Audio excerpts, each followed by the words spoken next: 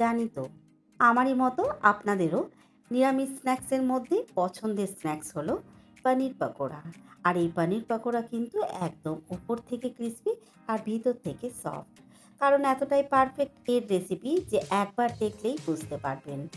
একদমই কিন্তু অনেকটা সময় ধরে থাকবে মুচমুচে আর ভিতরে সফট।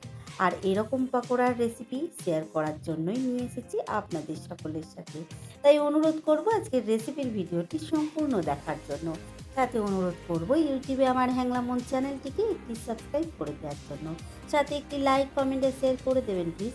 কারণ আপনাদের একটি সাবস্ক্রাইব আমাকে অনেক মোটিভেট করে এগিয়ে যাওয়ার জন্য। নমস্কার বন্ধুরা, আমি রাখি হ্যাংলা মনের আর একটি সুন্দর নতুন রেসিপির ভিডিওতে আপনাদের সকলকে স্বাগত জানাই। তো চলুন শুরু করে দিই আজকের রেসিপি। তো বন্ধুরা, পনির পকোড়া বানানোর জন্য এখানে নিয়ে নিয়েছি আমি ফ্রেশ পনির 200 গ্রাম। আর এই 200 গ্রাম পনিরকে এখন সুন্দর করে কেটে নেব।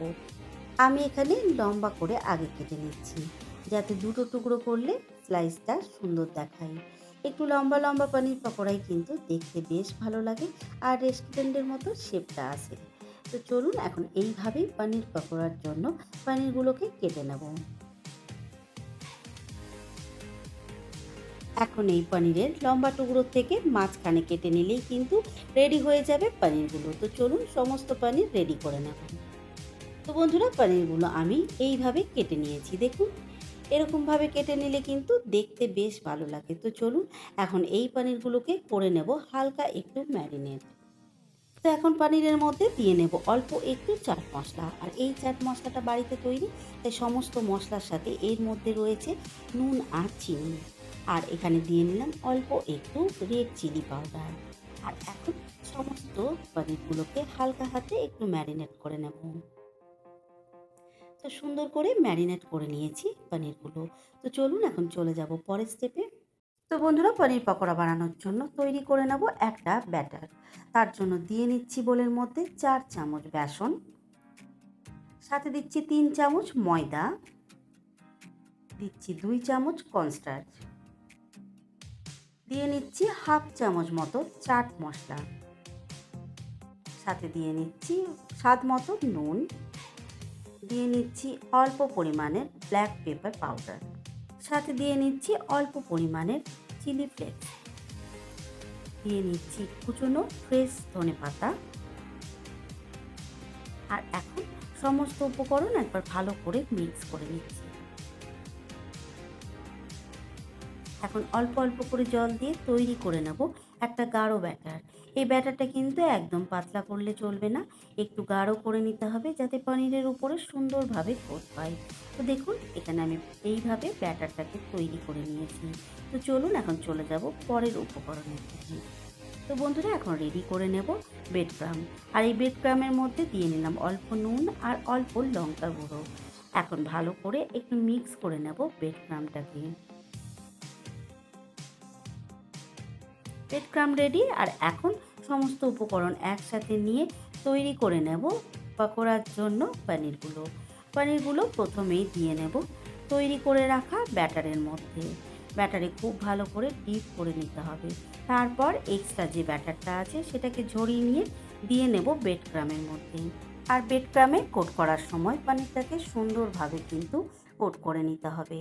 হালকা হাতে, খুব বেশি চাপ না দিলেও যেন ভালোভাবে ব্রেড ক্রাম্বটা আটকে থাকে পনিরের গায়ে, সেরকমভাবেই কিন্তু রেডি করে নিতে হবে।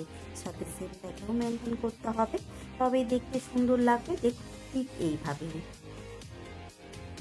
আর এই একইভাবেই আমি সমস্ত পনিরগুলোকে কোট করে নেব।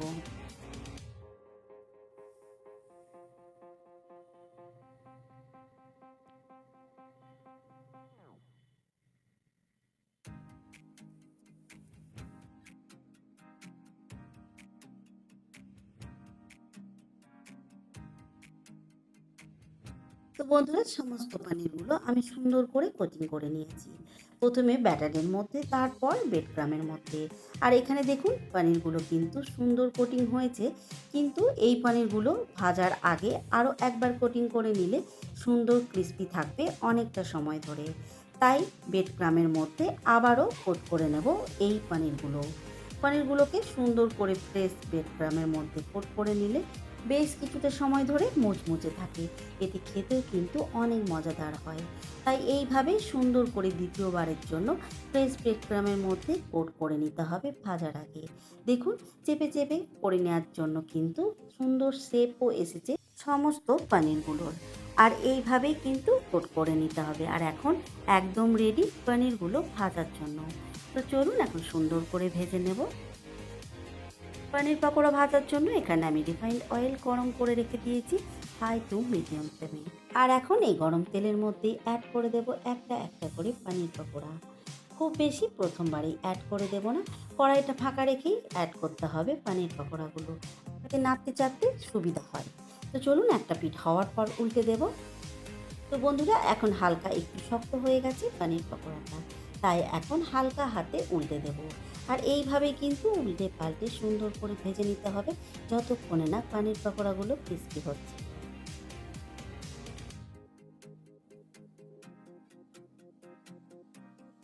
এখানে পনির পকোড়াগুলো কিন্তু সুন্দর ক্রিস্পি হয়ে গেছে।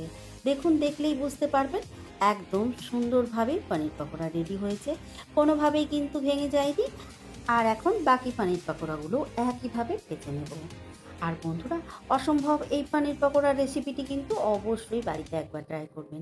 সত্যি বলছি, ছোট বড় সকলেরই অনেক পছন্দের হবে এই পকোড়ার রেসিপিটি। আর বাড়িতে বানিয়ে অবশ্যই কিন্তু কমেন্ট করে জানাবেন খারাপ লাগলে। তো বন্ধুরা, আজকের এই রেসিপির ভিডিওটি আপনারা যদি ফেসবুক পেজ থেকে দেখেন, তাহলে প্লিজ বন্ধুরা আমার ফেসবুক পেজটিকে ফলো করবেন, সাথে একটি লাইক করে দেবেন। আর আপনাদের সকলকে জানাই অসংখ্য ধন্যবাদ আজকের রেসিপির ভিডিওটি সম্পূর্ণ দেখার জন্য। তো চলুন আজকের ভিডিওটি এখানেই শেষ করছি। সকলে ভালো থাকবেন, সুস্থ থাকবেন, সাবধানে থাকবেন। দেখা হবে খুব তাড়াতাড়ি হ্যাংলা মনের আর একটি সুন্দর